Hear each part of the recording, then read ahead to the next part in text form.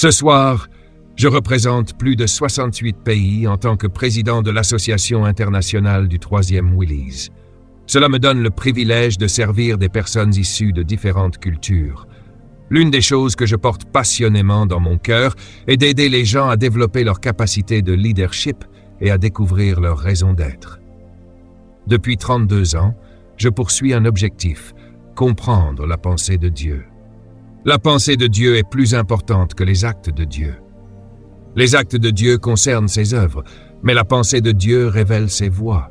Moïse connaissait les voies de Dieu, tandis que le peuple connaissait seulement ses actes. Ceux qui ne connaissent que les actes de Dieu ont rarement une relation avec lui. Mais ceux qui comprennent ses voies, sa pensée, développent une intimité qui crée une crédibilité avec Dieu, une crédibilité que seul le ciel reconnaît. Moïse possédait cette crédibilité. Dans ma quête de compréhension sur la question du but de la vie, j'ai découvert que le but est la chose la plus importante dans l'existence. Je crois que la plus grande tragédie de la vie n'est pas la mort, mais une vie sans but. Il est plus tragique d'être en vie sans savoir pourquoi que d'être mort sans avoir connu la vie. Dans le livre des Proverbes, chapitre 19, verset 21, il y a une déclaration simple qui a changé ma vie il y a plus de 29 ans. Je vais la lire pour vous. Beaucoup de projets sont dans le cœur de l'homme, mais c'est le dessein de l'Éternel qui s'accomplira. Je vais la répéter encore une fois. Vous pouvez l'écrire si vous le souhaitez. Beaucoup de projets sont dans le cœur de l'homme, mais c'est le dessein de l'Éternel qui s'accomplira.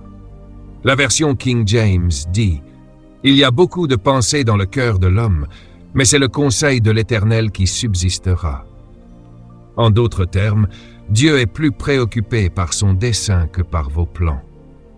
Écoutez bien encore une fois.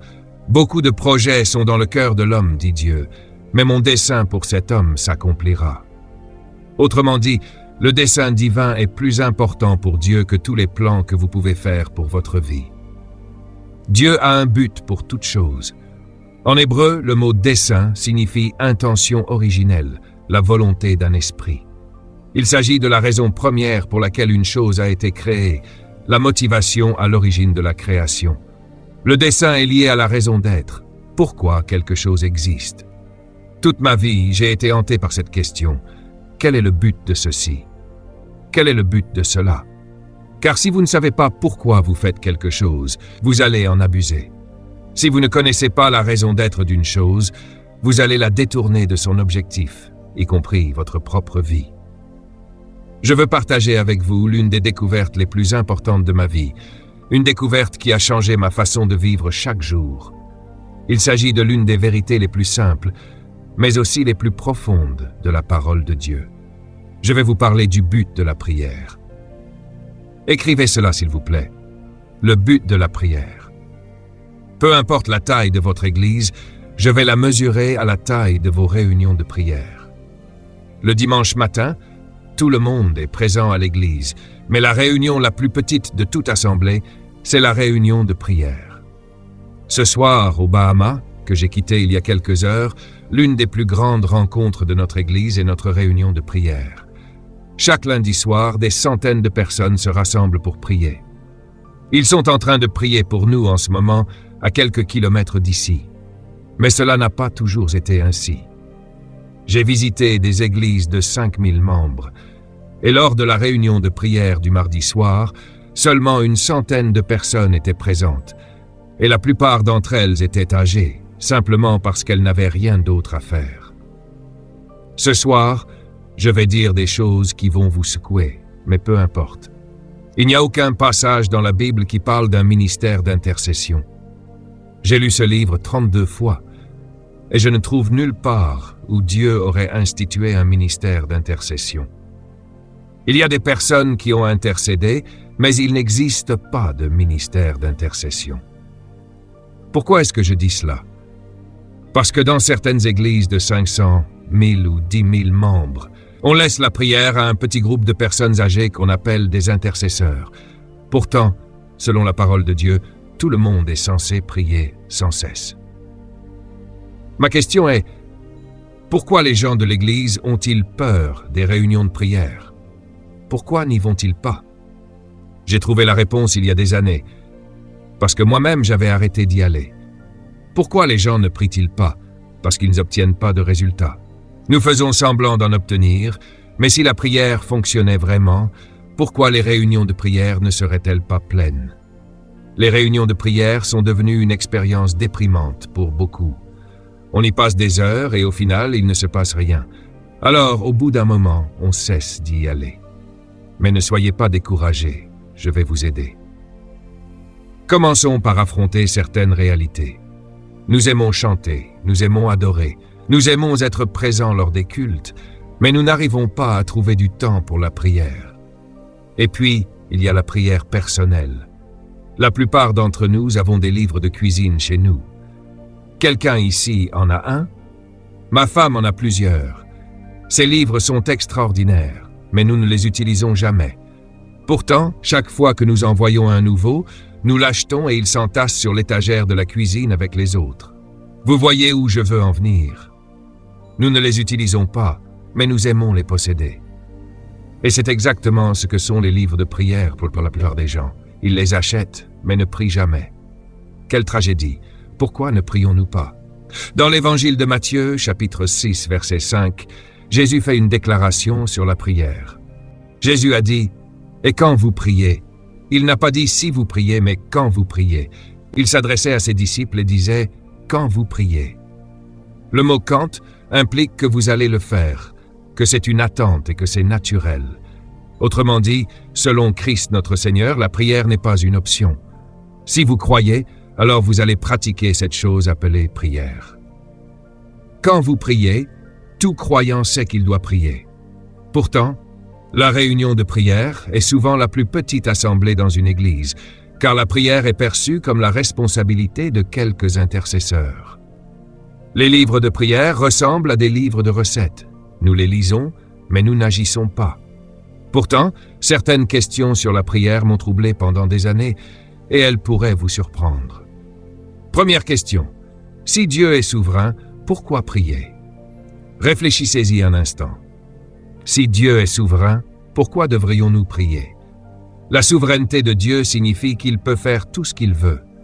Alors pourquoi prier si de toute façon il va agir selon sa volonté? Deuxième question. Si Dieu n'est pas influencé par nous, pourquoi prier? La souveraineté signifie qu'il est libre de toute influence humaine. Donc, pourquoi prier si mes demandes n'ont aucun effet sur lui? Si je prie pour que Dieu fasse quelque chose, mais qu'il est souverain et peut faire l'opposé, pourquoi perdre mon temps à le supplier et à le prier? Troisième question. Si Dieu ne peut pas être affecté par ce que nous disons, pourquoi prier? Il est Dieu, alors pourquoi prier si cela ne change rien? J'ai trouvé les réponses, et elles ont transformé ma vie. Je vais vous donner 3 vérités qui ont changé la mienne. 1. Dieu est aussi souverain que sa parole. 2. Dieu est limité par sa parole. 3. Dieu ne violera jamais sa parole. Je répète, la raison pour laquelle nous prions repose sur ces 3 principes. Dieu est aussi souverain que sa parole, il est limité par sa parole et il ne violera jamais sa parole. Pourquoi est-ce si important? Parce que dès que Dieu parle, ce qu'il dit devient une loi, non seulement pour la création, mais aussi pour lui-même. Dieu est souverain jusqu'à ce qu'il parle. Saint-Esprit, aide-nous à comprendre. Tant que Dieu ne parle pas, il reste souverain. Mais dès qu'il parle, il devient lié par ce qu'il a dit. C'est pourquoi Dieu ne parle pas trop vite. Certains d'entre vous demandent à Dieu de leur parler, mais il garde le silence. Pourquoi? Parce qu'il sait que s'il parle, il devra accomplir ce qu'il a dit. Vous comprendrez cela plus tard. Dieu est limité par ce qu'il dit. Ainsi, lorsque Dieu parle, sa souveraineté est restreinte par ses paroles. Pourquoi est-ce important pour nous? Parce que la prière a été créée par les limitations de la parole de Dieu. Dans le Nouveau Testament, la prière me semblait étrange. Lisez avec moi dans le livre de Luc, chapitre 11. Lorsque j'ai compris cela, ma vie a changé. J'avais lu les évangiles de nombreuses fois et j'étais impressionné par les miracles de Jésus. La guérison des aveugles, la résurrection des morts, la marche sur l'eau, la purification des lépreux, la multiplication des pains et des poissons. Si j'avais été avec Jésus, je lui aurais demandé de m'apprendre à ouvrir les yeux des aveugles, à marcher sur l'eau, à multiplier la nourriture.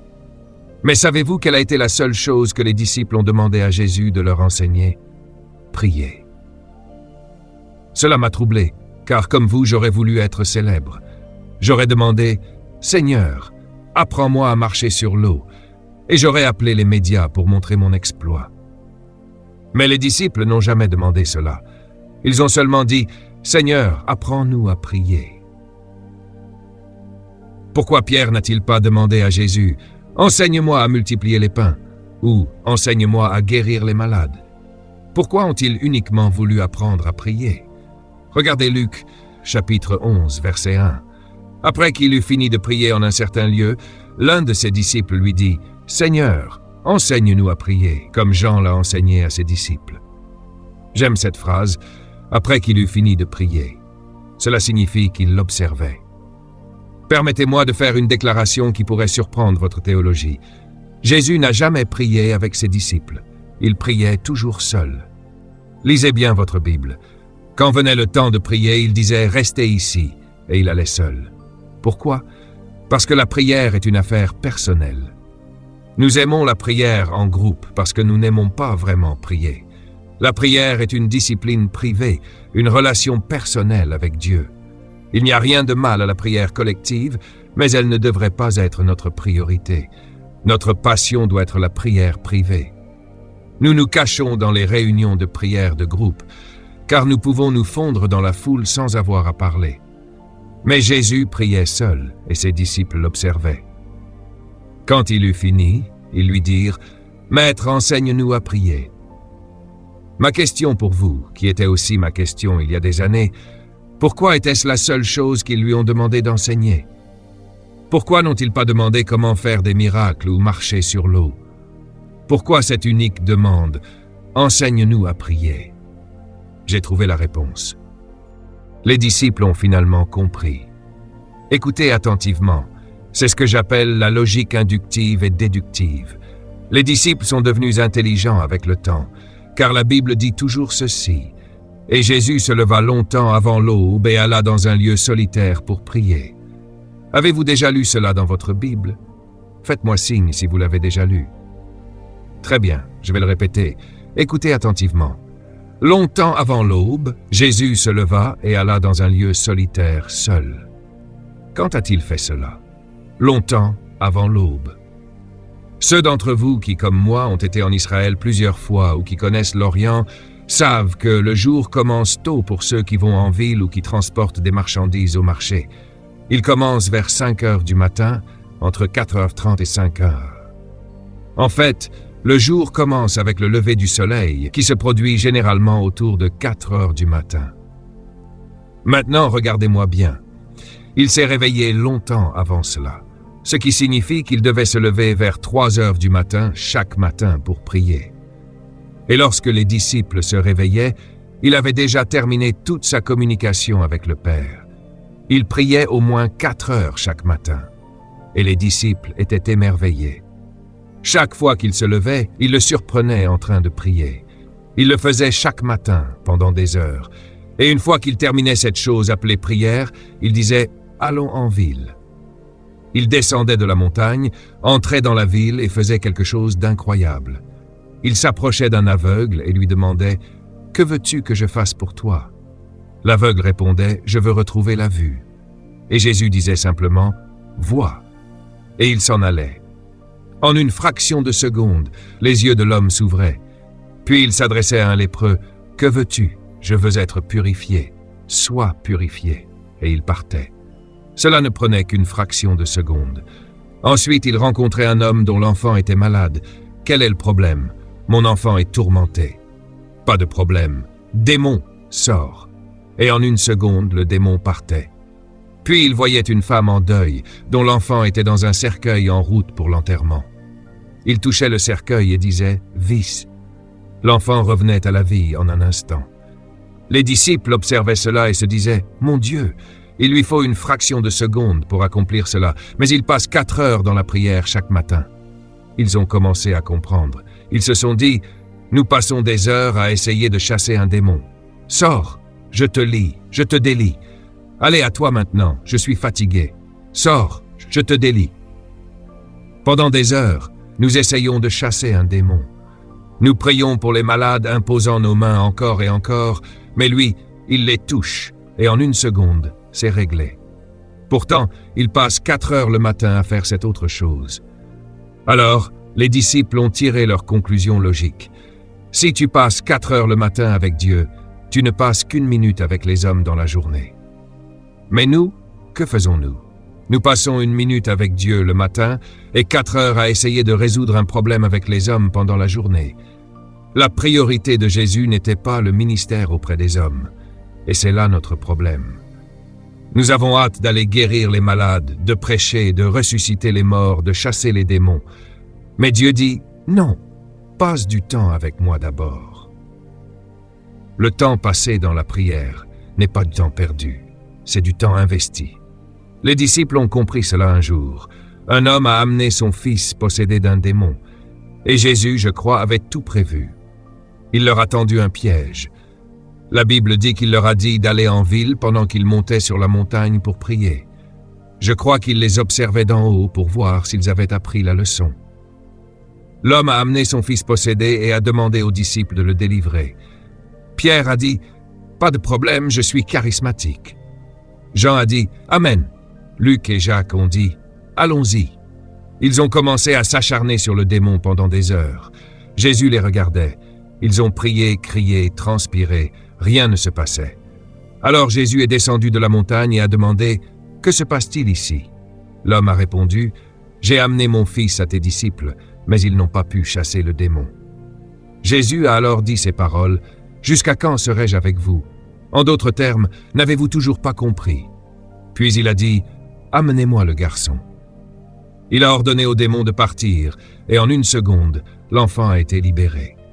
Les disciples étaient si honteux, comme nous le sommes parfois après avoir prié pendant des heures sans voir de résultat. La Bible dit qu'ils ont attendu d'être en privé à table pour lui demander timidement « Maître, pourquoi n'avons-nous pas pu le faire ?» Jésus leur a répondu simplement « Ce genre de démon ne sort que par la prière et le jeûne, pas par des cris. Pas en répétant « Jésus, Jésus, Jésus ». Ce genre de démon ne part que lorsque celui qui prie est préparé. Je crois que cette année, Dieu veut accomplir de grandes choses sur la terre, mais il cherche des hommes et des femmes prêts à passer du temps avec lui d'abord. Que quelqu'un dise « Amen ». Applaudissez et remerciez Dieu, car il est sur le point de réajuster des choses dans nos vies. Maintenant, écoutez attentivement. Je vais vous montrer quelque chose qui changera votre vie pour toujours. Ma question est, pourquoi Jésus avait-il une vie de prière aussi engagée? Parce qu'il comprenait ce que j'appelle la naissance de la prière. Quand la prière est-elle née? Elle est née dans Genèse chapitre 1, verset 26. Je vais vous montrer la naissance de la prière. Ouvrez votre Bible à Genèse chapitre 1, verset 26. Et Dieu dit, « Faisons l'homme à notre image et à notre ressemblance. » Puis Dieu dit qu'il domine sur la terre. Oh, j'aurais aimé qu'il ne dise pas cela. Souvenez-vous, lorsque Dieu parle, ses paroles deviennent une loi. Dieu a dit qu'il domine sur les poissons, les oiseaux, les arbres, la terre et tout ce qui rampe sur le sol, ainsi que sur toute la terre. Dites tout ce qu'il. Dites-le à voix haute. C'est l'une des déclarations les plus puissantes concernant la prière que vous puissiez apprendre. Dieu a dit qu'il domine sur la terre. Qu'il domine. J'aurais aimé que Dieu dise que nous dominions. S'il avait dit que nous dominions, alors il se serait inclus lui-même, mais il ne l'a pas fait. Il a dit qu'il domine. Eux qui? L'homme, l'humanité. Qu'est-ce qu'un homme? L'homme est une créature étrange. Parce que dans Genèse chapitre 1, Dieu a créé l'homme. Dans le chapitre 2, il a façonné le corps de l'homme, puis il a placé l'homme à l'intérieur de ce corps. Le mot « homme » est en réalité le nom que Dieu a donné à l'être spirituel. Puis Dieu a confié à cet être spirituel une mission physique. Or, les esprits ne peuvent pas interagir avec les réalités physiques, alors Dieu a dû créer un costume terrestre pour l'homme spirituel. Ainsi, Dieu a pris l'homme et l'a mis dans un corps terrestre. Genèse chapitre 2, verset 8. Dieu a donc créé un être spirituel dans un corps physique. C'est ce qu'est un humain. Un humain est une combinaison de 2 éléments, humus, terre, et homme, esprit. Il a placé l'esprit dans la terre, et cela a donné un homme humus, que nous appelons humain. Un humain est un mystère. Un humain est un être spirituel dans un corps terrestre. En d'autres termes, un être humain est une fusion du physique et du spirituel. Vous êtes un esprit, mais vous vivez dans un corps. Votre corps est fait d'humus, terre, mais vous êtes homme, esprit. Lorsque Dieu nous a mis dans un corps de terre, nous sommes devenus des humains. Et c'est à cette créature que Dieu a dit qu'il domine sur la terre. Ainsi, la seule créature qui a une autorité légale sur la terre est un humain. La seule créature à qui Dieu a donné la domination sur la terre est un humain. Mais qu'est-ce qu'un humain? C'est un esprit dans un corps. Cela signifie que tout esprit sans corps est illégal sur la terre. Suivez-moi attentivement. Pour que Dieu fasse quoi que ce soit sur terre, il doit obéir à sa propre parole. La Bible dit que Dieu a placé sa parole au-dessus de son nom. En hébreu, le mot « nom » signifie aussi « être ». Ainsi, lorsque Dieu dit qu'il place sa parole au-dessus de son nom, il dit qu'il place sa parole au-dessus de lui-même. Il ne violera jamais sa propre parole. C'est ce qui rend Dieu si fidèle. Il tient sa parole non seulement envers nous, mais aussi envers lui-même. C'est pourquoi il a dit « Même si vous êtes infidèles, moi je resterai fidèle ». Dieu ne violera jamais sa parole. C'est pourquoi Dieu ne peut pas venir sur cette planète sans un corps. Non pas parce qu'il est faible, non pas parce qu'il n'est pas puissant, mais parce qu'il est trop fidèle à sa parole. Il ne la brisera jamais. Dieu ne viendra pas sur la terre en tant qu'esprit sans corps, car il a parlé et cela est devenu une loi. Seuls quelques-uns comprendront cela, je le sais. Donc, si quelque chose doit être accompli légalement sur terre, cela doit être fait par un esprit avec un corps. C'est pourquoi, lorsque Adam et Ève allaient manger le fruit, Dieu ne pouvait pas intervenir. Parce que Dieu est quoi? Un esprit. Ève était une femme faible, une simple créature qu'il avait créée, mais il ne pouvait pas l'arrêter. Pourquoi? Parce que si Dieu était intervenu en tant qu'esprit sans corps, il aurait brisé sa parole et on n'aurait plus jamais pu lui faire confiance. Satan le savait. C'est pourquoi même le diable savait que pour opérer sur terre, il avait besoin d'un corps. Mais il n'y avait pas de place en Adam et Ève pour lui. Alors il s'est tourné vers un serpent et a négocié pour utiliser son corps terrestre. Le serpent lui a prêté son corps terrestre et Lucifer a utilisé ce corps pour tromper Ève. Dieu savait qu'il ne pouvait pas intervenir, car s'il l'avait fait en tant qu'esprit, il serait devenu un menteur. Et Dieu n'est pas un menteur. Mais lorsque Adam et Ève sont tombés, Dieu, dans sa bonté, a dit à Satan, Genèse chapitre 3, verset 15, « Satan, tu sais que je ne peux pas venir maintenant. Tu as vécu avec moi, tu sais que je respecte ma parole. Mais je te fais une promesse, Lucifer. La même femme que tu as utilisée pour détruire, je vais passer par elle de manière légale. Elle me donnera un corps de manière légale. Je viendrai sur la terre légalement. Je t'écraserai la tête légalement. » C'est pourquoi Noël était nécessaire à cause de la parole de Dieu. Quand le temps fut accompli, Dieu envoya son Fils, né d'une femme. Galates chapitre 4, verset 4. Ésaïe l'avait prophétisé, « Qui croira à notre message ?» Il dit, « J'ai vu une vierge enceinte, et le nom de l'enfant était Emmanuel, signifie homme, man signifie homme, et El signifie Elohim. » Ésaïe a vu Dieu à l'intérieur d'un homme. Il ne comprenait pas, mais il a vu Dieu venir sur terre légalement pour reprendre le pouvoir légalement. Quelqu'un crie « Alléluia ». Je vais bientôt terminer, restez avec moi. Ainsi, lorsque Dieu est venu voir Marie, il lui a dit « Marie, tu es hautement favorisée. » Pourquoi? Je veux emprunter ton sein. Pourquoi je veux être légal? Alléluia.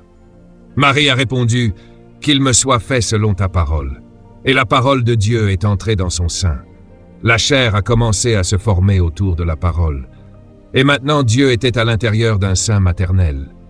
Beaucoup de femmes ne réalisent pas à quel point elles sont puissantes. Dans Genèse chapitre 3, verset 15, Dieu a dit à Satan que la femme serait son cauchemar. Je me suis toujours demandé pourquoi. Les médecins le savent bien. Lorsque Dieu a conçu la femme, il l'a conçue en pensant à lui-même.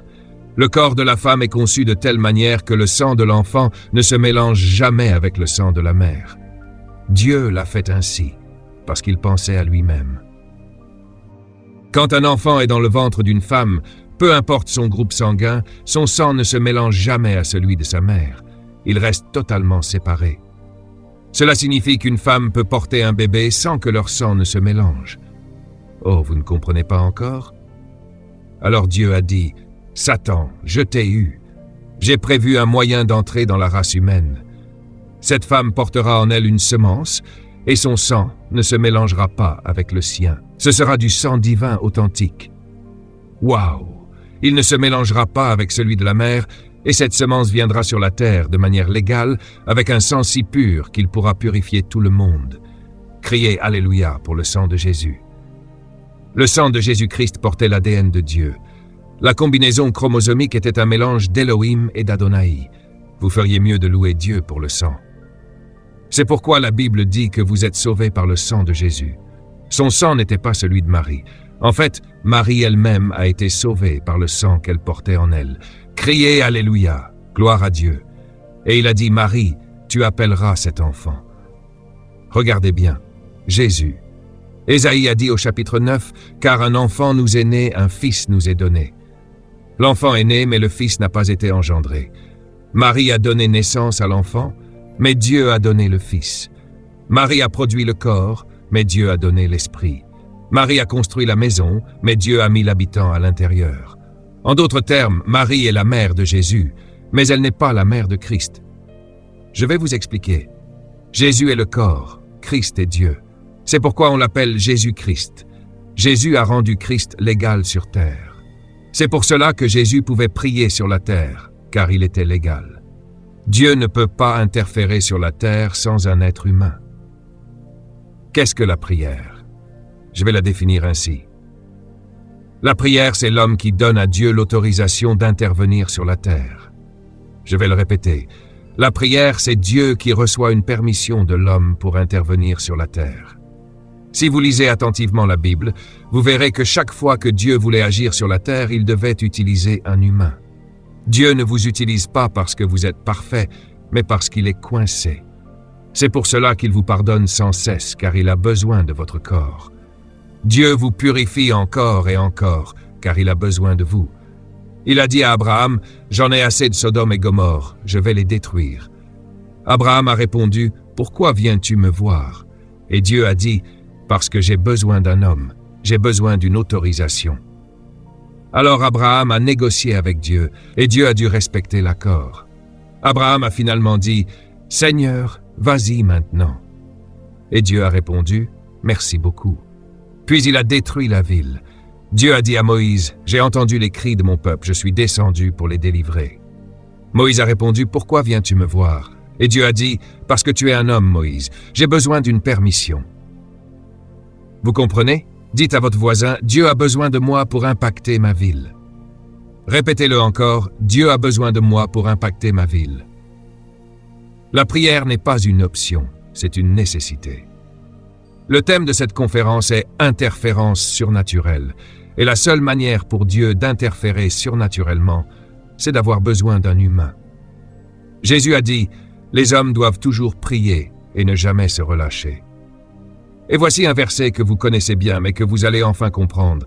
Jésus a dit « Je vous ai donné les clés du royaume. Ce que vous lierez sur la terre, le ciel pourra le lier. Ce que vous délierez sur la terre, le ciel pourra le délier. » Votre corps est la chose la plus précieuse pour Dieu en ce moment. C'est pourquoi, lorsque vous le perdez, vous devez partir. Quand votre corps cesse de fonctionner, vous devez partir, car vous devenez illégal. En fait, Dieu est tellement attaché à votre corps qu'il a prévu un programme appelé « guérison ». Dieu va vous guérir ce soir, car il a besoin de votre corps. Pas juste pour que vous vous sentiez mieux. Vous ne comprenez pas la guérison. Dieu va vous restaurer physiquement ce soir, non pas pour votre confort, mais parce qu'il a besoin du corps dans lequel vous vivez. Levez vos mains et remerciez Dieu. Il va vous guérir pour sa cause. C'est pourquoi tant de gens ne sont pas guéris. Ils viennent pour être mieux, pour se sentir mieux. Mais ne priez pas pour ça. Dites, « Seigneur, guéris-moi, car tu as besoin de mon corps. » Criez « Amen ». Votre corps est précieux pour Dieu. Christ est un esprit, et il est illégal ici sans un corps. C'est pourquoi la Bible ne dit jamais que Jésus est réellement mort. Le mot utilisé en grec signifie « expirer ». Il a soufflé, il a relâché Christ. Ensuite, Jésus est mort, mais Christ ne l'a jamais été. La Bible dit « L'Esprit qui a ressuscité Jésus d'entre les morts, le même Esprit de Christ, ressuscitera aussi votre corps mortel. » Écoutez-moi bien. Jésus était mort sur la croix, mais Christ est descendu dans le séjour des morts. Il a traversé l'enfer et a marché dans les ténèbres profondes. Il a enfoncé la porte de la dépression et a vu Lucifer sur un trône régnant par le mensonge. Christ s'est avancé et a dit « Je viens récupérer quelque chose. » Lucifer lui a répondu « Tu ne peux pas être ici, il faut être mort pour venir ici. » Et Christ a répondu « Je suis mort, mon corps est en eau. » Il a continué à avancer. Lucifer a insisté « Mais seul le péché peut tuer un homme. » Et Christ a répondu « Ce corps là-haut est rempli de tous leurs péchés. C'est ça qui l'a tué. Je viens récupérer quelque chose. » Christ s'est approché, a mis la main à sa ceinture et a attrapé 3 clés. Il a vérifié « Mort, enfer, tombe ». Il les a arrachées. Son manteau est tombé, il était désormais dépouillé. Puis il s'est retourné et a dit « Je reviendrai ». Et il est reparti avec les clés de la mort, de l'enfer et de la tombe. Il a brisé les portes des ténèbres, il a ouvert les cellules de ceux qui étaient captifs depuis des siècles et leur a dit « Venez Abraham, venez Joseph, venez Moïse, venez Jacob, Ésaü, mettez-vous derrière moi. » Et la Bible dit qu'il a emmené les captifs dans son cortège. Il est sorti du tombeau, il est monté jusqu'au paradis et il les a déposés devant le Père. Mais ce n'était pas fini, il devait encore retourner sur terre. Je peux entendre Gabriel dire « Tu ne peux pas descendre là-bas parce que tu n'as pas de corps. » Et ensuite il dit « J'en ai un en réserve. Allez quelqu'un. » Et Christ est revenu sur terre, est entré dans le corps de Jésus. Il est revenu et Jésus a dit « Merci beaucoup, je croyais que tu m'avais oublié. » Il a répondu « Non. » Allons-y. Il a défoncé la porte de ce donjon et est sorti avec la puissance de la résurrection. Il a rencontré ses disciples et a dit « Maintenant, je dois partir. » Jésus avait accompli sa mission. Il devait partir. Le même Jésus que vous voyez partir reviendra un jour, mais moi je reviendrai immédiatement. Oui, mais tu n'as pas de corps, Christ. Tu es illégal. Tu n'as pas de corps. Et Christ a répondu « J'ai pris mes dispositions. J'ai un corps. » Mais cette fois, ce ne sont pas 2 mains, 2 jambes et 2 yeux, c'est des millions de mains, des millions de jambes. J'ai toujours un corps, je suis toujours légal. C'est pourquoi l'Église n'est jamais appelée le corps de Jésus. Levez vos mains maintenant, levez-vous, dites à votre voisin, il a besoin de mon corps pour être légal sur la terre. Levez vos mains et dites maintenant, je te donne la permission d'envahir ma nation. Non, vous ne priez pas comme si vous y croyiez. Allez, dites-le. Je te donne la permission, à travers mon corps, à travers ma foi, d'envahir la nation. Allez-y, adorez-le maintenant. Il est en train de le faire maintenant. C'est ça la prière. Tout ce que vous liez sur la terre, le ciel peut maintenant le lier. Tout ce que vous déliez sur la terre, le ciel peut maintenant le délier. Le pouvoir est entre vos mains. Excusez-moi, je commence à ressentir une communication intérieure. Je parle à mon Père invisible. Écoutez-moi. Si vous êtes malade ce soir, hypertension, diabète, maladie du cœur, problème de vue, douleurs aux genoux, je ne sais quoi d'autre, levez vos mains, Dieu va vous guérir.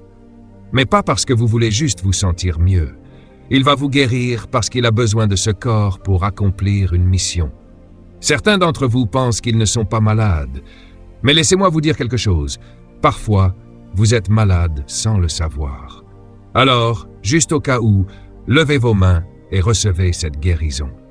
Je vais relâcher maintenant, au nom de Jésus, une prière de sabotage.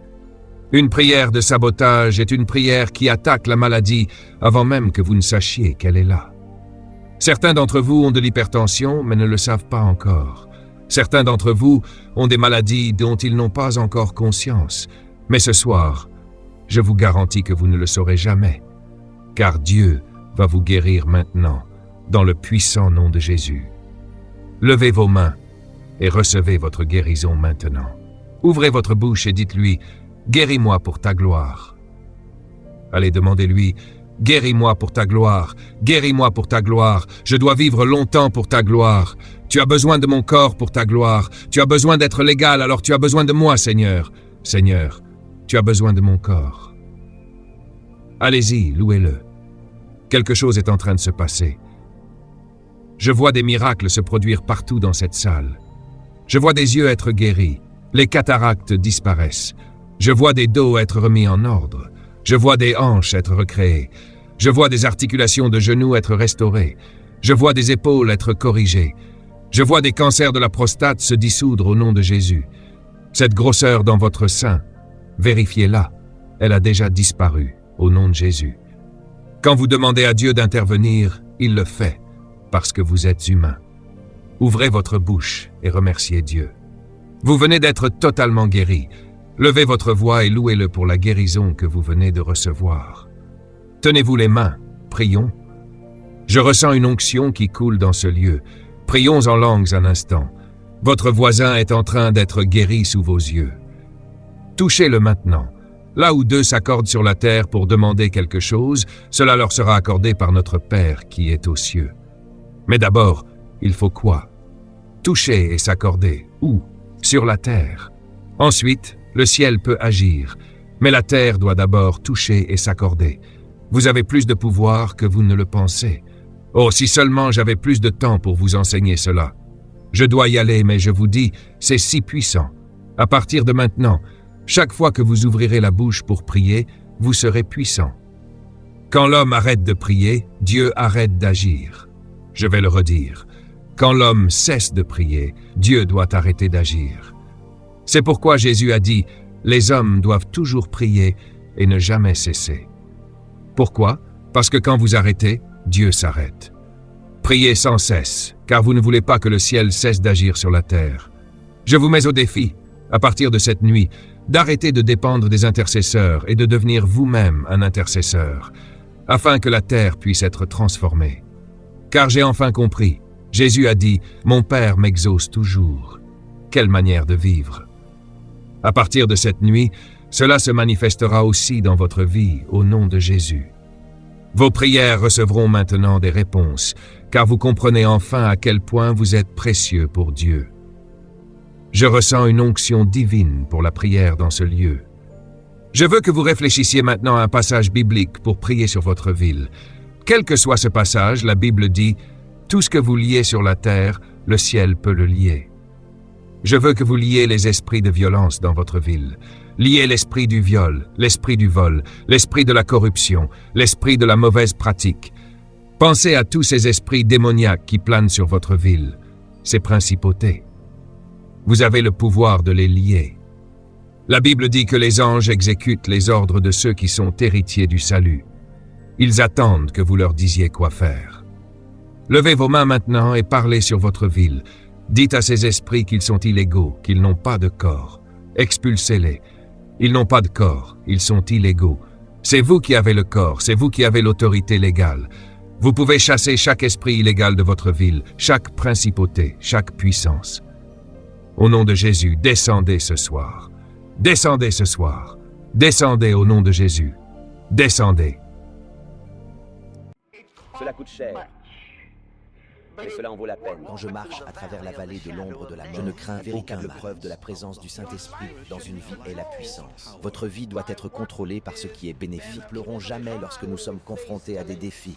Nous nous tenons debout et regardons le diable droit dans les yeux et disons, quoi que tu fasses, je suis plus que vainqueur.